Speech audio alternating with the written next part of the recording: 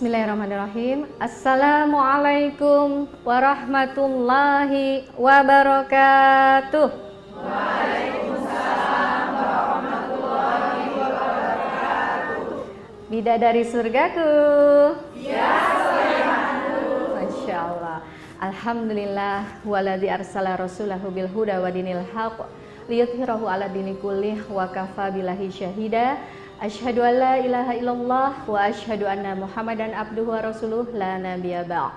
Rabbi shrah li sadri wa yassir li amri wahlul 'uqdatam min lisani yafqahu qawli.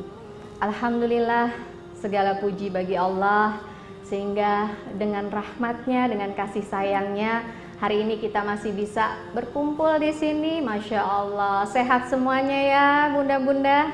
Alhamdulillah. Semoga bukan hanya sehat secara jasmani, tapi ruhani kita juga sehat insya Allah. Dan semoga sebagaimana Allah kumpulkan hari ini di tempat ini, mudah-mudahan Allah pun nanti kumpulkan di surganya. Amin ya Rabbal Alamin. Salawat dan salam senantiasa kita curahkan kepada Nabiullah Muhammad Sallallahu Alaihi Wasallam.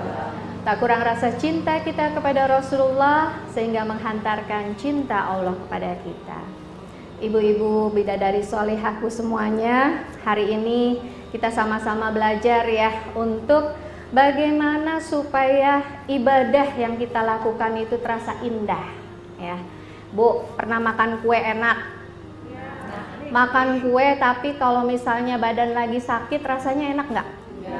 Enggak, sama seperti ketika kita beribadah.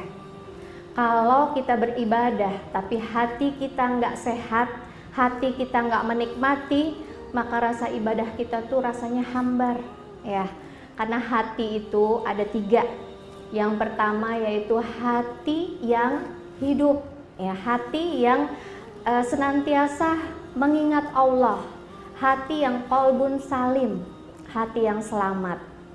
Ada hati yang mati dan hati yang sakit. Kalau hati yang mati itu hatinya jahat banget ya. Sehingga ketika ada orang yang hatinya jahat, dia jahatnya lebih dari jahatnya binatang. Karena kejahatannya itu pakai akal. Ya, kita lihat sekarang banyak ada orang yang membunuh kemudian dimutilasi ya. Hewan ada nggak sih kalau abis ngebunuh lawannya terus abis itu dipotong-potong? Nggak ada ya.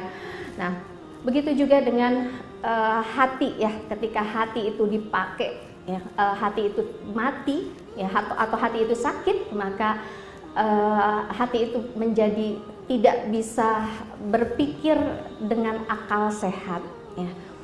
Ibu-ibu rahimakumullah, Allah memerintahkan kepada kita, A'udzubillahi minasyaitonirrajim, wa ma khalaqtul jinna wal insa illa liya'budun.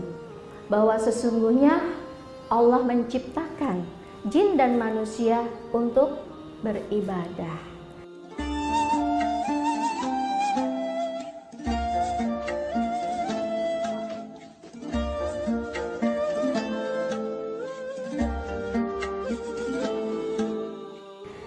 Jadi kalau kita dengar ayat ini, kita bayangkan kita disuruh beribadah mulai sejak kita balik sampai nanti kita menghadap Allah. Panjang nggak tuh waktunya? Kira-kira kalau kita melakukan kegiatan itu aja, kalau nggak happy kita melaksanakannya, bosen nggak kira-kira? Bosen. Nah, kita menikmati ibadah itu agar kita nggak bosen, agar kita terus beribadah itu dengan lezat ya. Sama seperti ketika kita makan ya. Kalau kita makan tapi kita nggak suka ya, ada nggak di sini yang nggak suka makan durian? Kayaknya suka semua. Oh, Dewi nggak suka makan durian ya. Mau dipaksa, mau dikasih duit banyak, kira-kira mau nggak dikasih uang 1 miliar? Nggak mau. Yang bilang mau yang lain. Masya Allah ya. Jadi begitulah ibadah gitu ya. Kalau kita emang nggak suka, kalau kita nggak seneng ya, kita enggan untuk melaksanakannya, ya. Maka dari itu tugas kita, kewajiban kita, ya. Kalau ibadah itu hak yang menilai itu adalah Allah. Hak prerogatifnya Allah untuk menilai ibadah kita.